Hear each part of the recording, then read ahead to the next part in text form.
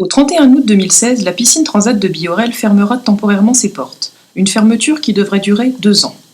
L'équipement est financé par les communes de Bois-Guillaume et Biorel, organisées en syndicat intercommunal. Le point avec Pascal Houbron, maire de Biorel et président du syndicat intercommunal.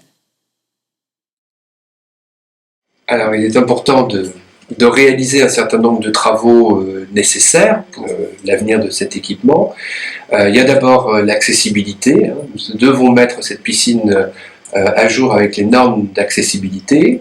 Il est important aussi d'améliorer le quotidien et les conditions de travail également et d'accueil des agents qui y travaillent. Et puis enfin, c'est l'occasion aussi d'améliorer la performance énergétique de cet équipement en tentant évidemment de diminuer l'impact écologique que peut avoir une piscine sur son environnement.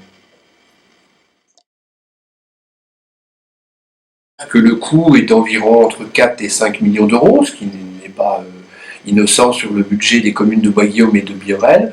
Et donc il y a forcément la nécessité d'aller chercher des subventions, des fonds de concours, des autres collectivités territoriales pour pouvoir nous aider à financer l'investissement pour ensuite continuer à financer le fonctionnement de cette piscine pour les 20 ans qui viennent.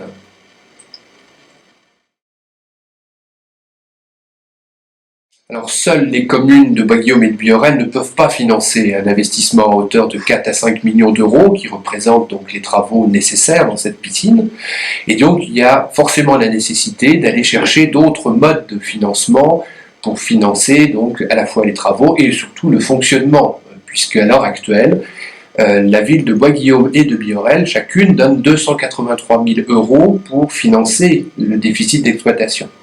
Et il s'avère que demain, si nous faisions seuls les travaux sans fonds de concours, eh bien cette participation pour chacune des communes s'élèverait à 400 000 euros, ce qui n'est pas possible à l'heure actuelle pour le budget des deux communes.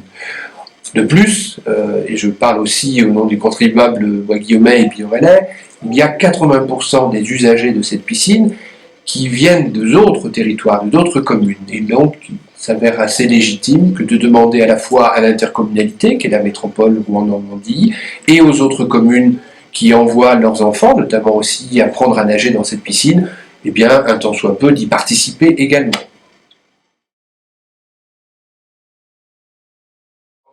D'après les études qui ont été réalisées, la piscine va fermer sûrement 2 années, 2 années qui seront longues pour les usagers de cette piscine, mais nous recherchons des solutions alternatives, notamment pour les clubs de plongée et de natation, pour pouvoir continuer pour nos enfants à apprendre à nager.